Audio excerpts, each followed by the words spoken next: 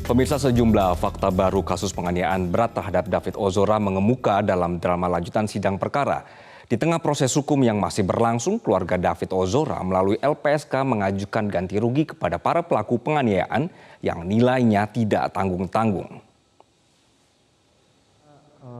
Selaku pelaku utama, saya ingin menyampaikan turut prihatin saya terhadap kondisi David saat ini. Dan saya juga ingin menyampaikan permohonan maaf yang sedalam-dalamnya dari hati saya. Baik, terima kasih Yang Mulia.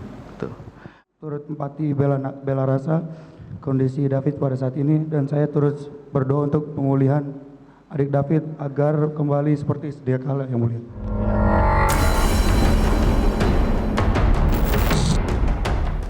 Itulah permintaan maaf Mario dan Shane yang ditolak mentah-mentah oleh ayah David Ozora saat bersaksi di Pengadilan Negeri Jakarta Selatan Selasa lalu.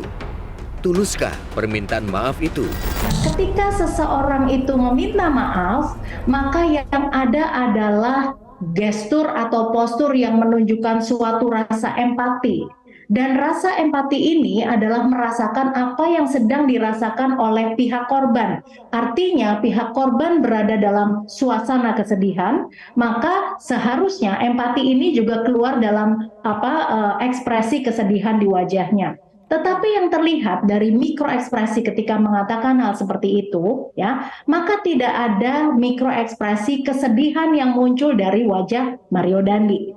Ya, begitu juga yang kita lihat dari intonasi suara dan juga dari postur yang ditampilkan serta body language-nya. Ya, dalam arti ini, ya artinya Mario Dandi tetap dengan tatapan mata yang berani menatap kepada orang yang sudah keluarga yang menjadi korban, ya. Nah, kemudian di akhir dari permintaan maaf ini, ya, ini masih ada justru malah ekspresinya bukan kesedihan, tetapi ada ekspresi anger, ya. Jadi terlihat dari ekspresi di mulutnya Mario Dandi ini.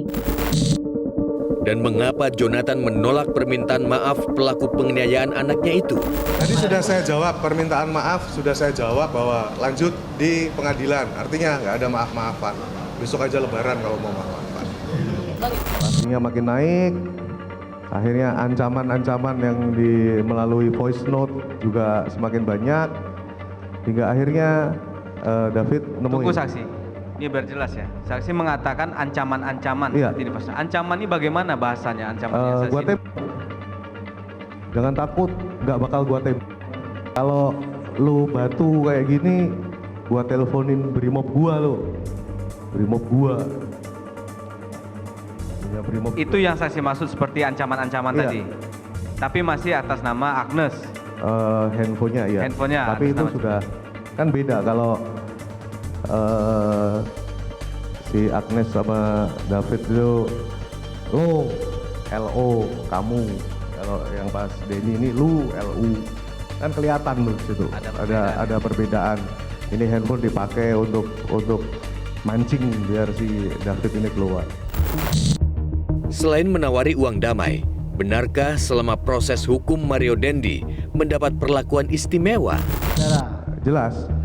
Karena itu dikonfirmasi sama bapaknya Shane kemarin di media juga menceritakan hal itu kan.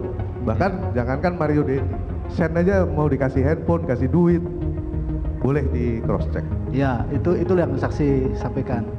Itu seperti itu. Tapi hanya sebatas itu. Iya. Takutnya ada rupanya dikasih makanan, jadi makanan McD atau bagaimana gitu. Tidak tahu. Tidak ya. Atau perlakuan di kamar yang ber-AC gitu. Saya cuma mengkonfirmasi itu aja. Tidak tahu. Sosok Mario Dandi memang kontroversial. Selama proses hukum berlangsung, tidak sedikit gelagat dan gestur serta ekspresi Mario yang menjadi sorotan. Nah, jadi kalau kita lihat lagi, power pose-nya ini berbeda juga apa yang diekspresikan atau ditunjukkan oleh Shane, ya, yang kemudian mulai menunjukkan low power pose, ya. Sementara Mario Dandi tetap menunjukkan high power pose, ya. Ini yang bisa disimpulkan adalah berarti tepat seperti apa yang dikatakan oleh masyarakat umum ya, bahwa sepertinya Mario Dandi ini juga merasa sebagai penguasa atau punya backup. Nah, jadi inilah ketika masyarakat menangkap hal seperti ini, apakah juga termanifestasi tidak dalam ekspresi yang ditunjukkan oleh Mario Dandi, dan ternyata benar begitu. Bahkan Mario Dandi disebut tidak ragu melakukan penganiayaan terhadap David karena merasa memiliki backup. Celakanya, asuransi David juga sempat ditolak rumah sakit lantaran ada surat dari kepolisian yang menyebutkan Davidlah yang memulai perkelahian. Ya, kondisi David pada saat itu masih 3 hari pertama ya, masih koma, kejang-kejang dan lain sebagainya. Fokus kita adalah bagaimana kondisi David membaik, asuransi tercover, sehingga ketika ditolak asuransi maka di pikiran kami ini ada apa? Kita lihat klausulnya, ternyata ada klausul yang menyebutkan David inilah yang memulai. Nah, kita fokus dulu untuk memperbaiki itu, kita pastikan ini siapa yang memberi informasi, tetapi tindak lanjutnya ini tidak bisa difokuskan kepada keluarga karena harus kembali lanjut ke rumah sakit berikutnya, yaitu Mayapada, karena alatnya sudah lebih lengkap seperti itu. Sehingga kita sampaikan memang kepada rumah sakit, kepada asuransi, bahwa bisa dilihat berita itu viral siapa yang memulai perkelahian, bahwa ini bahkan bukanlah sebuah perkelahian, bahwa ini adalah penganiayaan, seperti itu.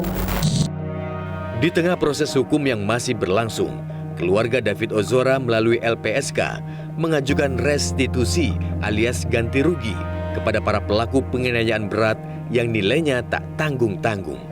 Meski menyebut tak ada nilai ganti rugi yang sebanding dengan kondisi David Ozora, Lembaga Perlindungan Saksi dan Korban menghitung nilai ganti rugi itu mencapai 100 miliar rupiah.